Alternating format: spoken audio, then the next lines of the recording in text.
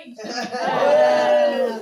So I was told this was a 20-minute set. That was my Yeah, a little mistype, but I'll try and shorten it down to 9. 2.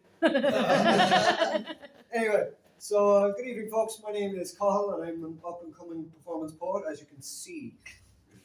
I'm just trying to push my work, and with your permission, I'd like to show them to you. So, first of all, to know a poet, first you need to know where they come from. And the location where they grew up is pivotal to someone's growth as a person. And I don't doubt that the hills of Cork are a great place to grow up. So, this is a poem about the changes that has been happening to the city, and it's called Two Rivers Become One.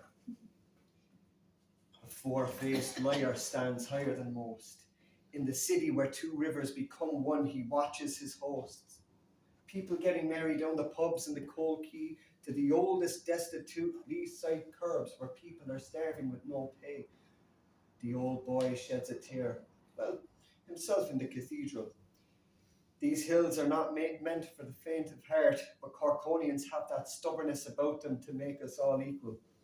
Old town, changing fast, will use your corpse and build something new, futuristic, soulless, grey, and leave the old to decay.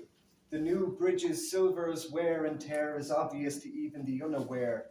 These new things lose their shine, whereas the red brick rustic vibes lie underneath the surface. This modernistic future does this town a great disservice.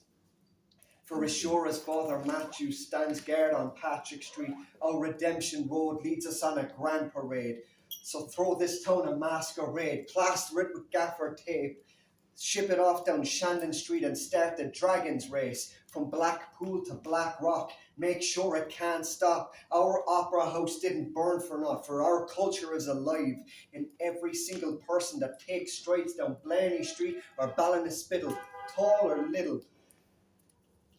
Story Shammer, you from Ballyvolan or Feehan, this fiend can be proud of the city he lives in. It's an old town changing fast, doesn't mean we need to erase the past, because the past defines us. These two rivers become one because what separates us can be joined again. We students of life need daily lessons from past to present.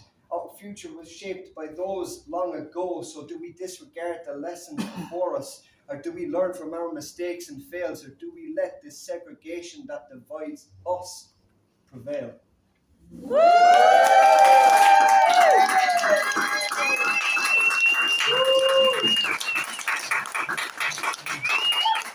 So the next one is called A Zoo to Me, and this is one that compares and contrasts the many conflicting aspects of humans and how I find no time to understand this.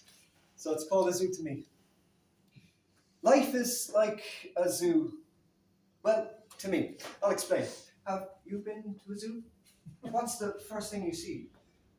Is it something grand, like a lion? Or do you start with something more tame, more mundane, like in England? Have you seen one grand?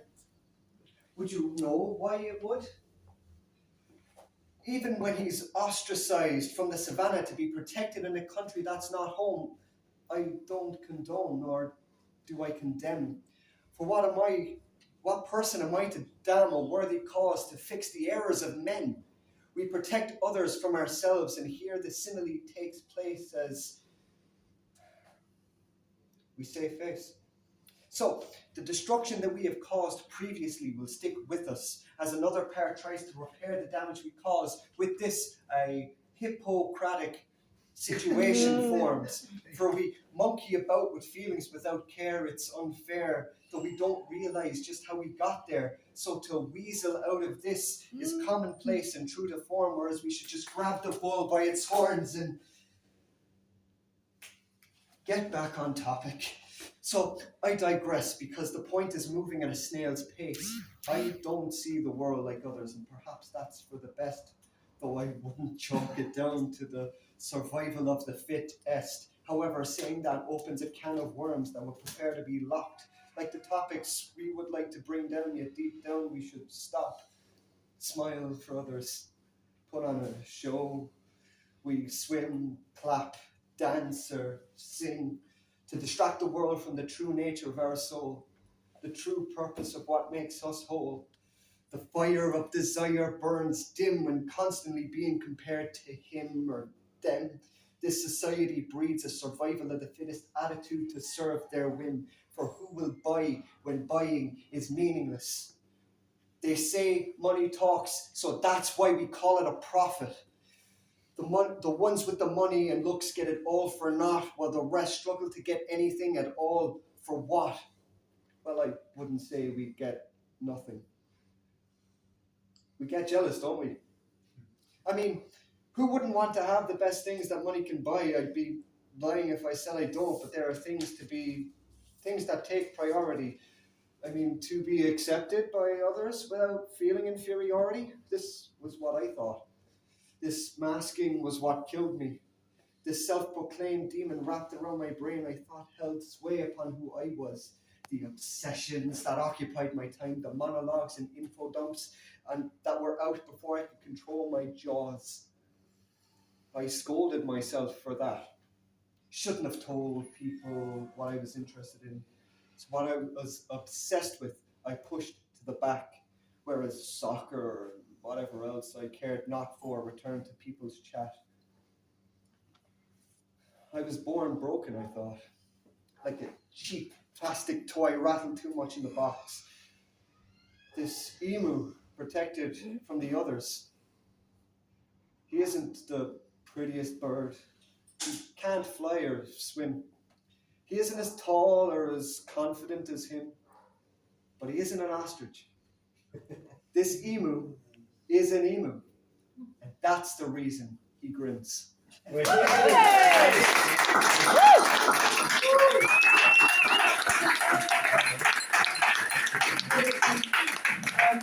So this last poem is the name of my Instagram page.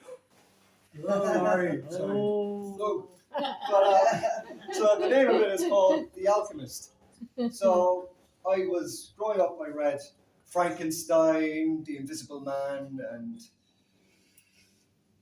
The Strange Case of Dr. Jekyll and Mr. Hyde. And these scientists who were on the verge of cutting-edge science captured my interest. But these people were dead set on one thing and one thing only, and nothing would stop them.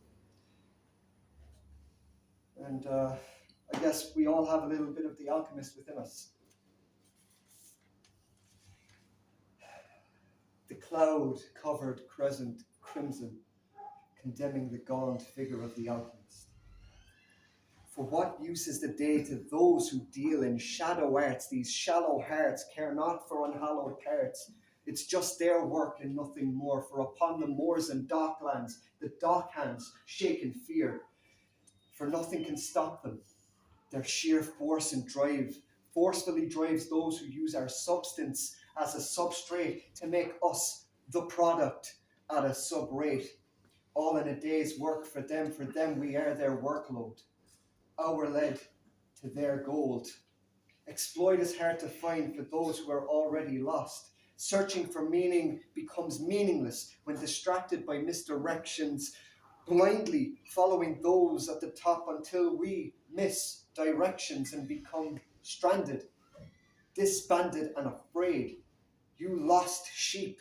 Have you lost sleep and retreated into yourselves? Shelves of lost fears draw tears to the surface, and hope is lost, just like us.